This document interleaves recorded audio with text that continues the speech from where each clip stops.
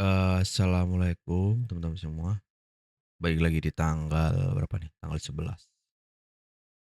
Kita mulai dari BTC.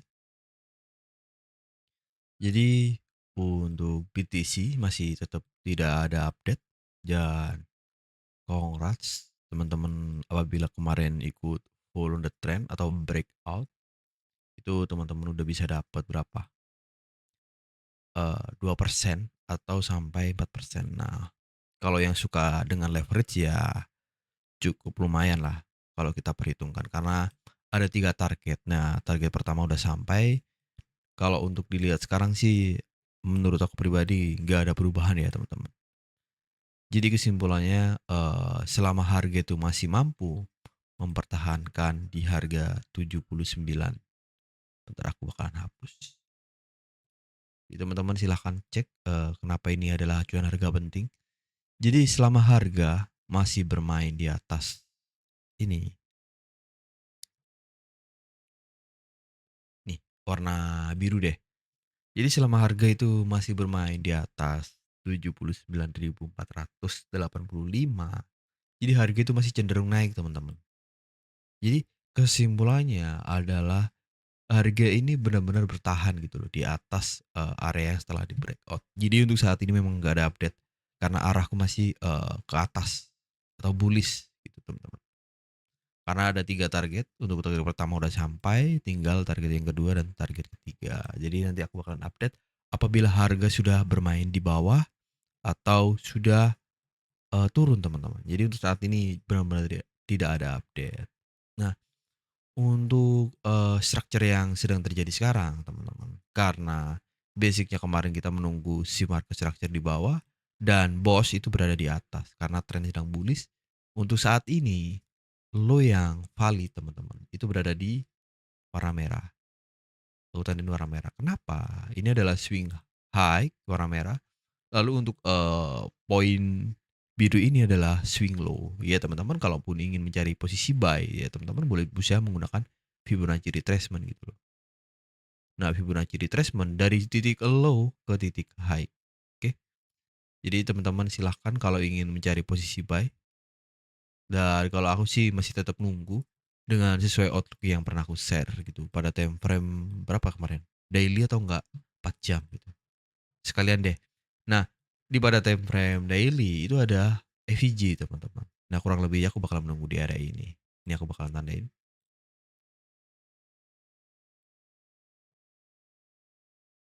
Oke. Jadi cukup itu aja kesimpulan dari BTC. Aku bakalan menunggu di area FVG. Jadi untuk saat ini aku masih tetap menunggu karena kemarin udah posisi long dan udah aku TP. Oke, untuk BTC udah selesai karena segitu aja update-nya. Lalu untuk XAU, teman-teman. Nah, untuk XAU kita kemarin sudah mapping ada 4 zona gitu loh. 4 zona dan 4 zona demand dan 2 area supply. Nah, setelah aku pertimbangkan, ya kita bisa lihat gitu loh, teman-teman. Mereka benar-benar melakukan manipulasi gitu loh. Karena kita udah tahu pergerakan harga itu sudah memberikan market structure dan sudah aku analisa sebelumnya. Aku mengambil area bawah ini dan di sini. Lalu kalau kita bisa simpulkan area ini kemarin gagal ya teman-teman. Sebentar. Itu kemarin kita hari Senin. Oh ini. Nah, kita pembukaan itu di sini teman-teman kemarin. Pembukaan di sini dia melanjutkan penurunan cukup signifikan gitu loh. Di area kedua ini area pertama ini gagal. Lalu di area kedua ada penolakan sementara. Ini penolakan kecil nih. Kalau teman-teman perhatiin. Nih, yang aku lingkarin nih. Ada penolakan kecil di sana dan kita ukur penolakan ini ada berapa pips gitu loh. Diestimasi 250 pips. Nah, lalu terjadi penolakan selanjutnya di harga ini. Dan alhasil kalau kita melihat price action, ya ini penolakan. Tapi kalau kita melihat secara ekor atau week terserah teman-teman. Ya, ini harga itu memanipulasi. Pada dasarnya demand itu masih valid. Ya, cuma karena suka iseng, suka mengambil apa ya? Kalau biasanya sih teman-teman bilangnya suka mengambil SR terlebih dahulu baru running. Nah, harga secara nggak langsung itu rally yang cukup signifikan. Nah, yang bisa kita ambil dan simpulkan, setelah terjadinya rally, ada penolakan. Karena ini sebelumnya menjadi area support, sekarang menjadi support become resistant. Tapi kenyataannya apa? Harga mampu break gitu loh, mampu break. Di sini juga ada penolakan sementara. Dia menjadi area resisten karena sebelumnya menjadi support gitu loh. Harga break lagi gitu loh. Dan sekarang harga break lagi di ada area demand gitu loh. Dia melakukan pergerakan yang impulsif gitu loh. Oke, mau kita menyimpulkan eee, ini adalah area demand, tapi pada dasarnya juga demand sebelumnya gitu loh. Oke. Jadi, kesimpulannya, iya kalau kemarin teman-teman ikut buy posisi ya selamat karena menurutku juga harga itu begitu, apa ya, gila berapa ini, 2.500 pip loh, gila gila gila gila. Lalu dari penolakan sell itu teman-teman gagal, terus lalu di area VG dia masih bertahan malah. Kalau kita menggunakan line chart bertahan dong. Tapi kalau kita menggunakan ekor sama ekor, apa? Lalu apa yang bisa kita simpulkan? Harga itu bertahan di area ini. Masa nggak ada sesuatu? Ada, yaitu tadi dengan analisa yang telah aku buat, terus aku kasih informasinya seperti apa, ya kurang lebihnya seperti ini. Teman-teman boleh cek VT-VT atau video sebelum-sebelumnya lah. Aku selalu menjelaskan reason, alasan entry gitu loh. Jadi aku rasa sih ya cukup memuaskan lah kemarin. Sekarang aku bakal mapping ulang dan aku hapus. Kita boleh lari ke time frame daily. Nah, pada time frame daily dan H4 kita tuh sudah melakukan pergerakan apa ya teman-teman, MSS lah atau perubahan tren. Lalu pada time frame daily di sini kalau teman-teman belajar supply demand, di sini adalah demand, area penting. Nah, area ini kan cukup besar. Kita nggak fokus di area besarnya, kita fokus pada area ini mencapai titik penting. Apabila dia memberikan konfirmasi untuk perubahan, ya kita follow. Nah, bagaimana cara nge-follow? Banyak video yang telah aku buat, teman-teman boleh nonton kembali gitu loh. Semisal aku menandai area penting gitu loh. Karena pada dasarnya aku menandai area penting itu juga aku nunggu di sana dan setiap siang aku live juga aku bakalan nungguin gitu loh. Jadi kesimpulannya, konfirmasi lebih penting gitu loh.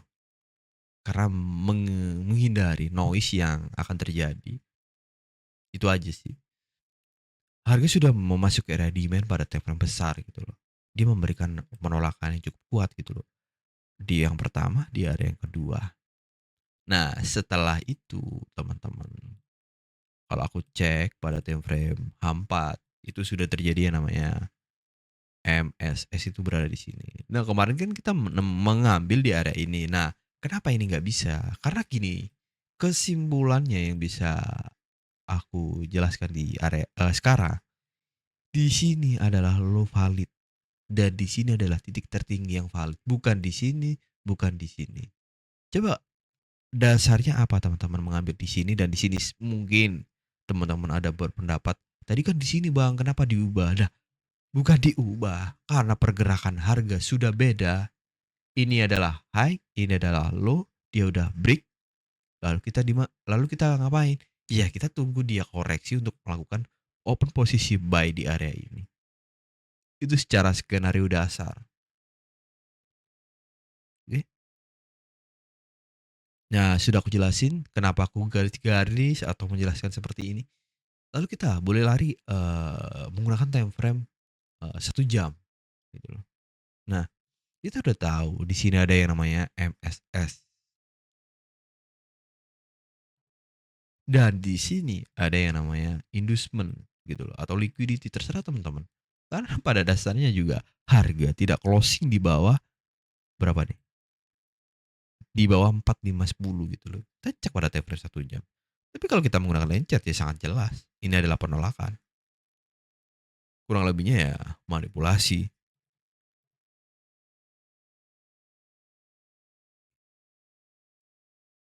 Oke, aku rasa sih semoga teman-teman paham. Jadi, biar nggak kebingungan lah melihat market itu seperti apa. Karena balik lagi, kalaupun teman-teman juga, mau analisa kan, apa ya, baliklah seberapa serius teman-teman itu ingin bisa di industri ini. Adapun juga, apa ya, kadang teman-teman setengah-setengah belah belajarnya. Tapi juga aku nggak pengen menyalahkan, cuman aku fokus tetap, memberikan insight gitu loh, pandanganku seperti apa. Ya semoga terbantu.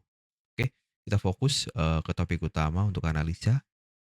Jadi, kita udah tahu ini adalah low yang seperti aku jelaskan dan high yang terjadi di mana, di area ini. Low, tertarik menggunakan Fibonacci retracement, teman-teman boleh fokus, lalu di area ini, di tertingginya. Oke. Nah, kita ketemu ada yang namanya golden ratio. Nah, apakah golden ratio semuanya ini bisa di-entry? Ya teman-teman, kalau ingin menempatkan golden ratio, cuman kalau aku hanya mengambil 786 dan 0118 atau 05 gitu loh. Ada 3 poin penting gitu loh. Nah, 3 poin penting ini ada apa? Gitu loh. Ya udah kita tandain pertama, di sini ada area FVG. Meskipun banyak sekali area FVG, ya pada kesimpulannya aku menunggu di golden ratio. Di sini juga ada area FVG. Yang penting ada identifikasi lah teman-teman. Reasonnya apa? Di sini ada FVG. Nah, FVG ini bertepatan di golden ratio. Nah, seringkali harga itu memberikan reaksi mungkin bisa sedikit dan besar gitu loh. Tapi ada peluang pada golden ratio dan FVG. Intinya itu. Nah, lalu di sini harga membentuk yang namanya resisten become support. Ada peluang kalau di sini aku perhatiin. Ada satu, 2, 3. Yang terakhir ada di area demand. Nah, aku demand-nya ingin mengambil eh, di sini teman-teman. Nah, kenapa nggak di area ini? Menurutku, karena kita tahu apa ya, Excel itu juga sering jahil lah. Cuman kalau ingin teman-teman mengambil secara kecil resiko, ya boleh boleh boleh aja teman-teman mengambil di QM pada time frame 1 jam. Ini QM level. Kelihatan ya teman-teman. QM level mana nih? Nah, ini adalah QM level. Ya biasanya aku tunggu gitu loh. Kalau teman-teman ingin sekalian gitu loh, menempatkan secara posisi buy atau long itu berada di area demand sebelumnya atau OB terserah teman-teman. Aku nggak melarang. Oke.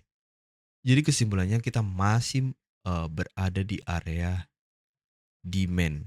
Kalau kita mengambil area ini itu demand semua ini teman-teman. Banyak sekali identifikasi demandnya. Cuman kan kalaupun teman-teman masih nggak sabaran, itu biasanya sering nunggu di sini. Ya, market itu nggak selamanya turun gitu loh teman. Dan nggak selamanya naik. Ada kalanya dia berhenti sementara. Ada kalanya dia melakukan penerusan. Nah itulah cara kita bisa beradaptasi dengan market. Pergerakannya seperti apa. Ya kita sendiri yang bakalan melihat. Oh hari ini seperti ini. Oh hari besok seperti itu.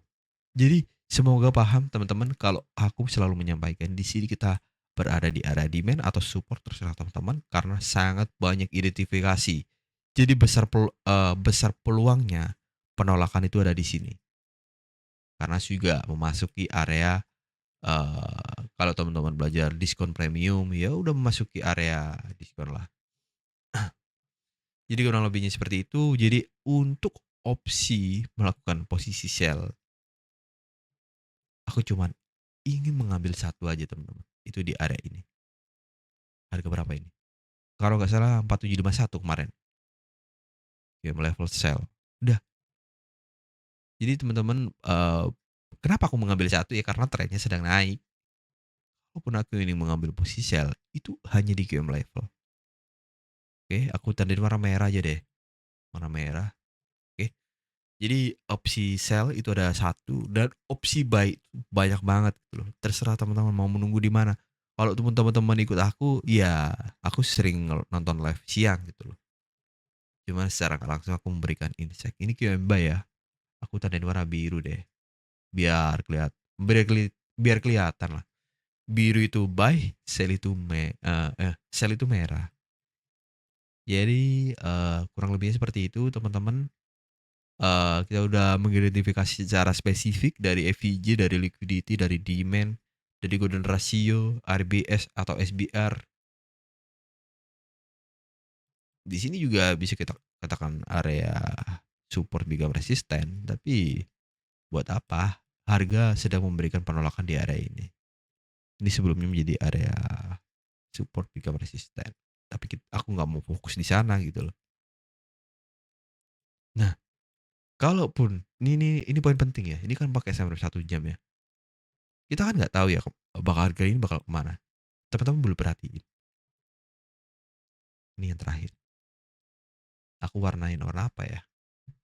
Warna kuning deh kayaknya. Nah, kesimpulannya teman-teman, kalaupun harga itu masih mempertahankan area ini, aku masih mencari buy. Mana sih? Kalaupun harga itu masih bermain di area ini, aku berusaha untuk mencari buy. Tapi kalau harga breakdown dari area ini, aku bakalan mencari sell. Oke? Jadi fokusnya teman-teman itu menunggu, sabar, ada konfirmasi masuk. Oke? Ya itu sih aku sih, tapi ya terserah teman-teman, apakah tetap menunggu atau, kelamaan Bang entry aja," terserah. Oke, jadi kesimpulannya dari BTC dan EXO kurang lebih seperti seperti ini. Selama harga itu mempertahankan area ini, aku fokus buy, tapi kalau harga breakdown dari area ini, aku fokus sell. Nah, target sell di atas, untuk target buy di bawah untuk target sell. Nah, untuk target buy itu di atas. Oke. Jadi kurang lebihnya seperti itu, teman-teman. Jadi sebentar aku bakal tunjukin. Nah, kurang lebihnya mapping untuk minggu depan seperti ini. Thank you yang masih nonton pas sampai detik ini. Aku bakalan akhirin. Wassalamualaikum warahmatullahi wabarakatuh.